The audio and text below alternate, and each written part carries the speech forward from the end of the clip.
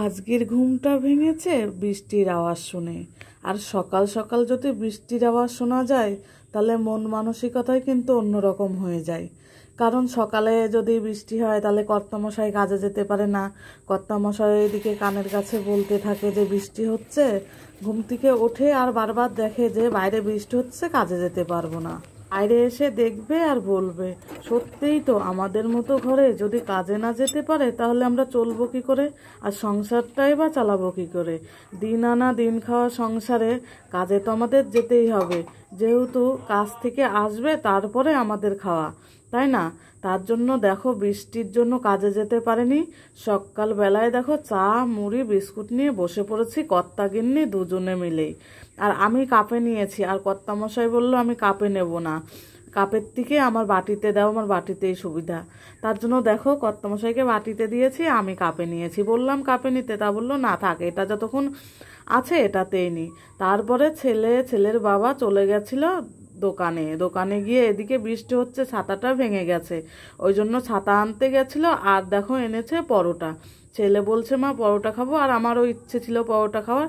তার জন্য দেখো কিছুক্ষণ পরে দোকানে গেছিল, দোকান থেকে নিয়ে এসেছে। আর এই পাশে দেখতে পাচ্ছ কাঁঠাল।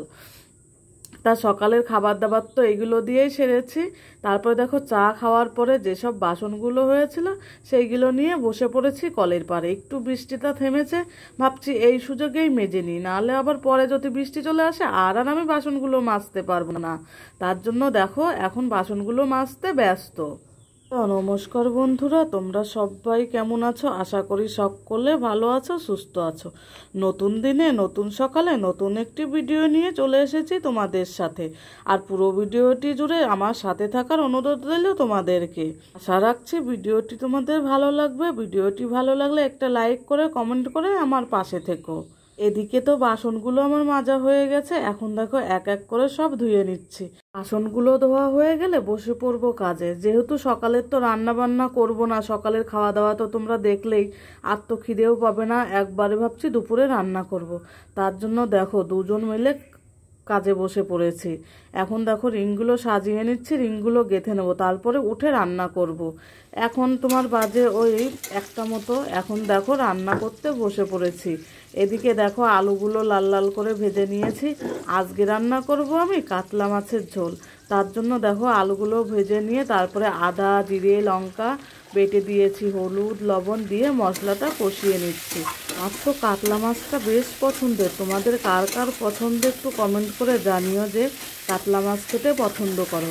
আমি বেশ ভালোবাসি কাতলা মাছটা, তার জন্য দেখো কাতলা মাছটাই আমি রান্না করছি।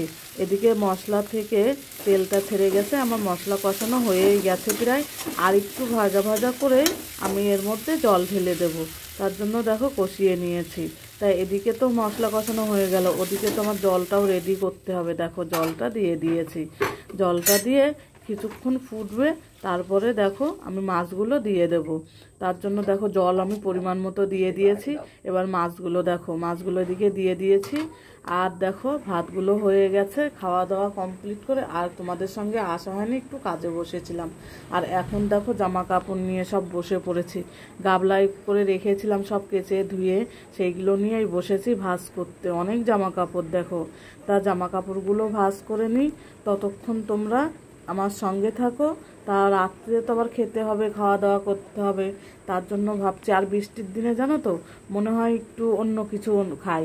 তার জন্য দেখো ছেলের আবদারে ছেলের বাবা চলে গেছে দোকানে। তা রাত্রের খাবার আমাদের নিয়ে এসেছে মোগলাইটা আমাদের রাত্রের খাবার। তা ভিডিওটি তোমাদের কেমন লাগলো একটু কমেন্টে বলো। আর যারা আজকে আমার ভিডিওটি প্রথম দেখছো, তা আমার পরিবারের একটি মিষ্টি সদস্য হয়ে আমার পাশে থাকার অনুরোধ রইল। আর যারা আমার পুরনো বন্ধু প্রথম থেকেই আমার ভিডিওটি দেখছো, তোমাদেরকে অসংখ্য ধন্যবাদ। তা ভিডিওটি আমি এই পর্যন্ত রাখছি, আসছি আগামীকাল নতুন একটা ভিডিওর সঙ্গে। ততক্ষণ ভালো থেকো, সুস্থ থেকো, সাবধানে থেকো। আজ আসি, কাল আবার দেখা হবে। টাটা।